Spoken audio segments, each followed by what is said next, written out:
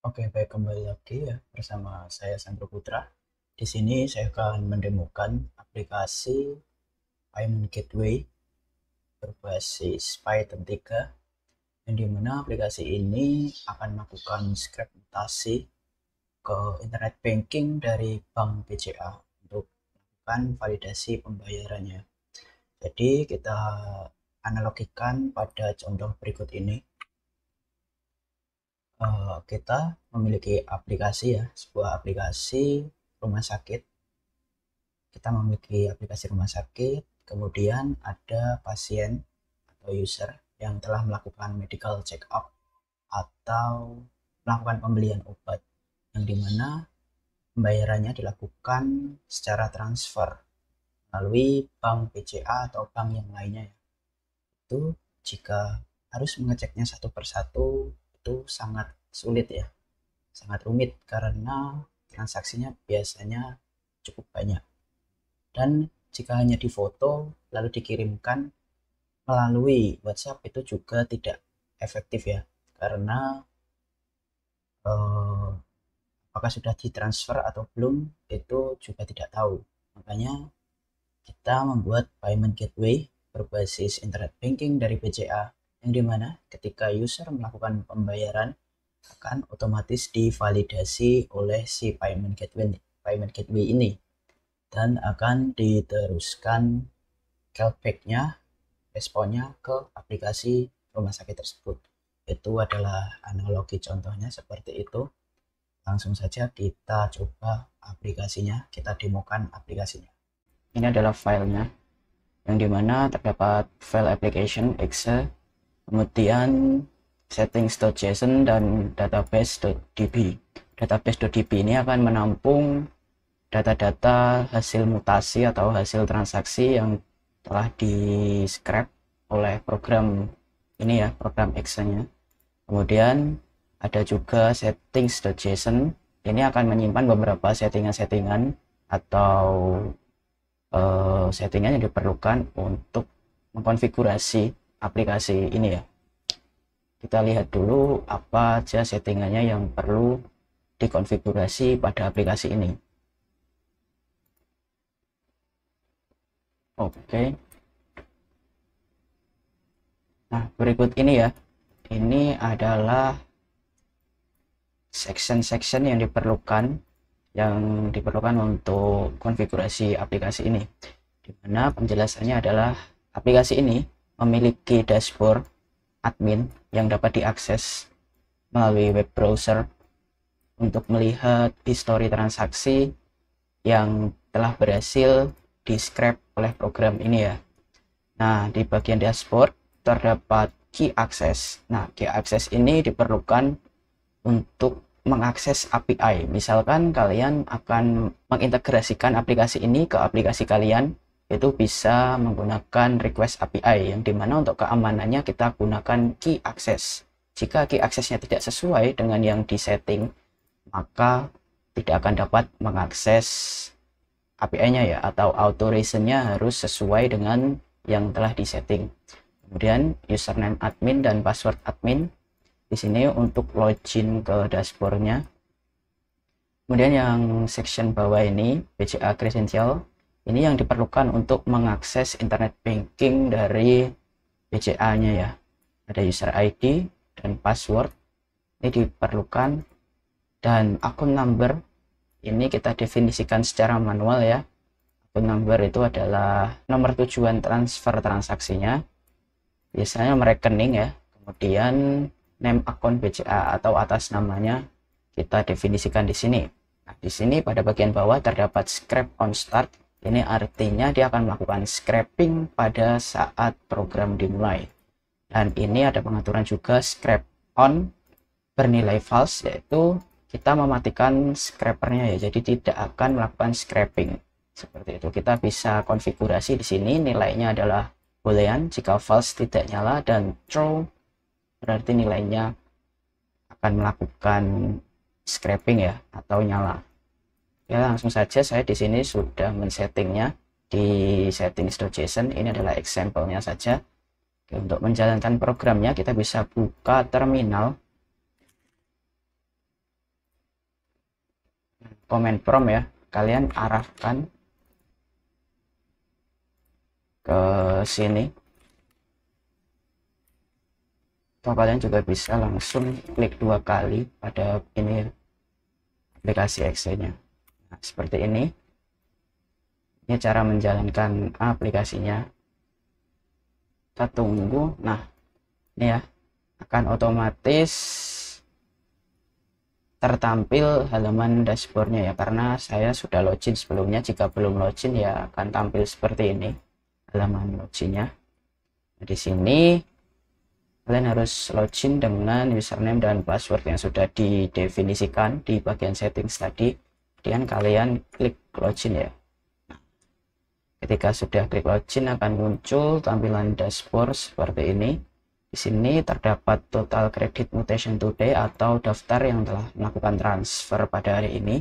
Kemudian total pending request payment atau pembayaran yang pending belum dibayar. Kemudian total success request payment atau pembayaran yang sudah dibayar. Dan total failed request payment. Total failed request payment ini adalah transaksi yang gagal dibayarkan pada aplikasi payment gateway ini.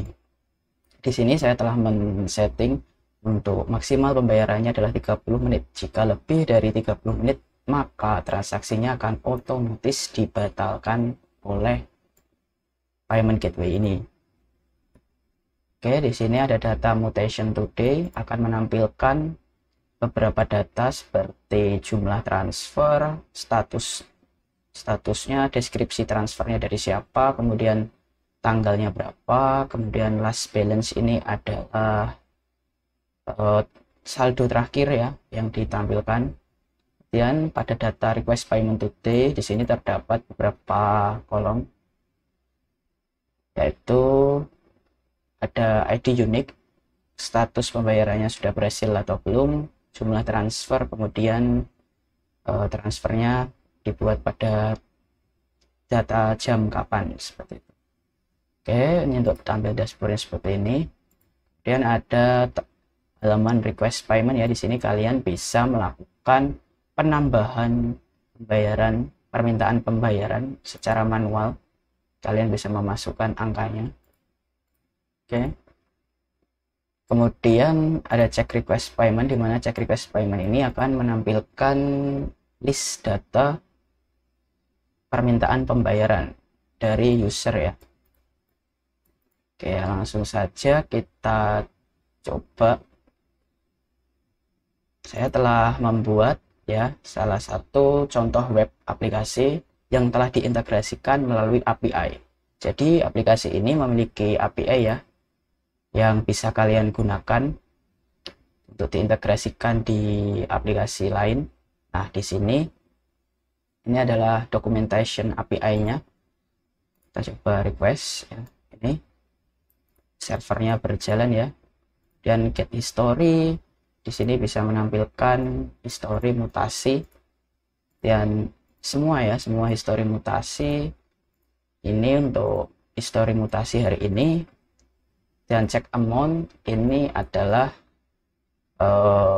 data pembayarannya ya, dia sudah melakukan pembayaran atau belum. Di sini sesuai nominalnya udah ada atau belum. Kemudian ini untuk add paymentnya, add payment di sini datanya yang dikirim adalah JSON, jadi kalian harus mengisi amount, jumlah pembayaran yang diminta, kemudian key-nya ya yang tadi sudah didefinisikan. Jika requestnya berhasil akan muncul status seperti ini, true, message-nya adalah success, ID unik, dan status pembayarannya. Kemudian untuk mengecek status pembayaran kalian bisa menuju ke cek status payment. Di sini kalian memasukkan ID unik. ID unik ini adalah hasil generate dari ini ya, add paymentnya ya. Nanti dimasukkan di sini. Kemudian jangan lupa key-nya juga. Nanti akan muncul status pembayarannya sukses, pending, atau failed. Jadi di sini untuk mengetes pembayarannya, mengecek pembayarannya sudah berhasil atau belum. Oke, langsung saja kita coba contoh web aplikasi yang telah saya buat ya. Oke, jadi ini ya adalah aplikasi simpelnya.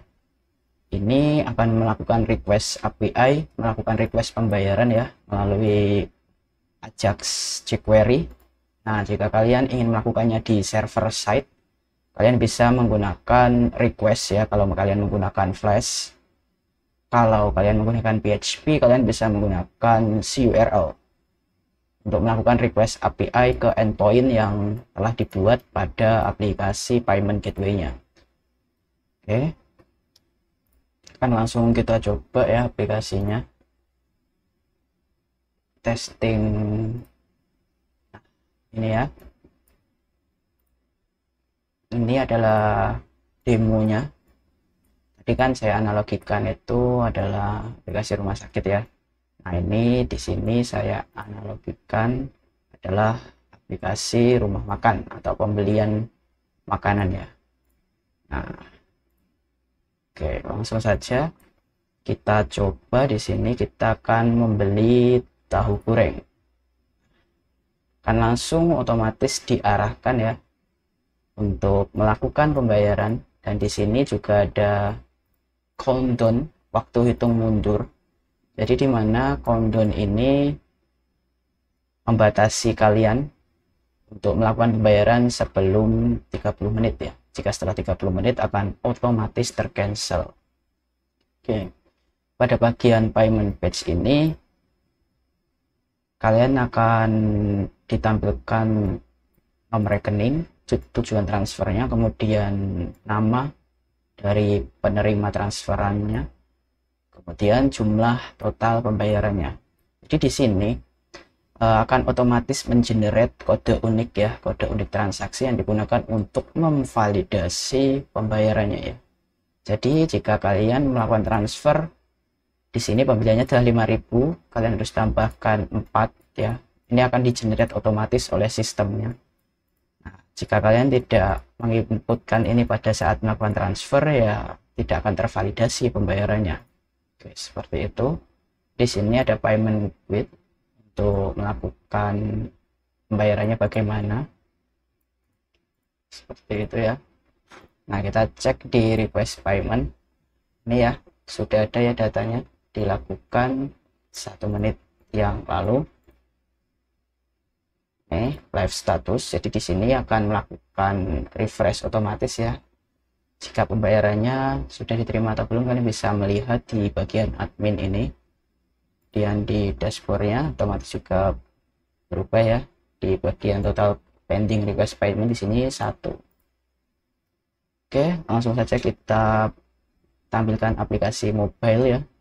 Saya akan melakukan transfer ke rekening yang telah tersedia di sini dengan jumlah nominal ini. Oke, di sini saya sudah menampilkan tampilan layar smartphone saya ya. Jadi ini akan melakukan transfer ke nomor rekening yang tertera. Oke, kita copy, kita ya di sini sudah ada, nggak usah input manual, saya sudah transfer. Oke, kita coba nominal transfernya, kita copy. Transfernya harus sesuai.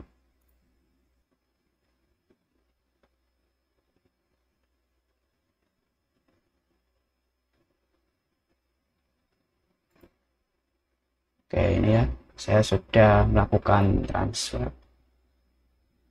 Transaksi berhasil ya. Oke, untuk validasinya sendiri sih membutuhkan waktu kurang lebih 5 menit ya. Ini akan otomatis tervalidasi bayarannya. Jadi kita membutuhkan waktu sekitar 5 menit untuk validasinya. Kita tunggu saja.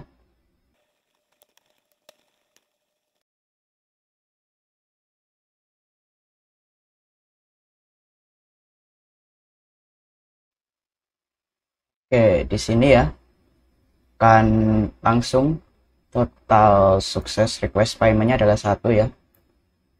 Ini pembayaran telah berhasil tervalidasi. Oke, pembayarannya telah berhasil tervalidasi. Mari kita cek dulu. Nah, ini ya, sudah sukses. Pembayarannya diterima 21 detik yang lalu ya. Oke, kita cek pada bagian dashboardnya. Di sini juga muncul ya total transfernya, kemudian transfernya dari siapa, kemudian saldo akhirnya juga akan muncul di sini setelah ditransfer ya. Ini akan otomatis. Jadi di bagian atas ini juga akan muncul otomatis update ya, transaksi transfer yang dilakukan pada ini, dan total sukses akan juga berubah dari pending tadi menjadi sukses. Oke, cek request payment ya, di sini statusnya juga sukses. Oke, bagaimana jika kita melakukan pembayarannya 2 kali ya? Satu, membayar yang 10.000. Ini kita duplikat dulu. Nah, yang satu membayar yang 5.000. Jadi ada 2 pembayaran secara berlangsung ya. Ini juga bisa dilakukan ya, otomatis. Di sini waktunya juga berbeda ya.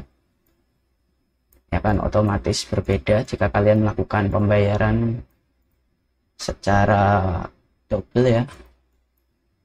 Jumlahnya juga berbeda, kode uniknya akan di generate otomatis. Langsung saja kita coba transaksi ya. Transfer sesuai dengan jumlah yang tertera. Ini kita transfer ya. Yang misal kita ambil aja yang 5.000 dulu. Transfer. Ini tidak hanya menerima pembayaran dari BCA aja ya, karena saya adanya di BCA yang BCA Blue. Saya coba menggunakan ini ya, tidak hanya menerima dari BCA, dari BNI atau dari bank yang lainnya itu juga bisa.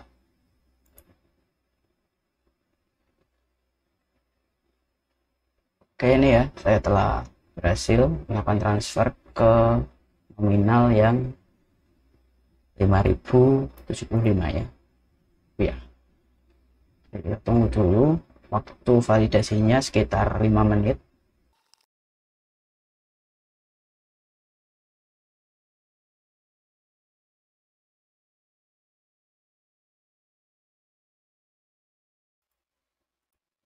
Oke, jadi seperti itu ya, pembayarannya telah berhasil dilakukan.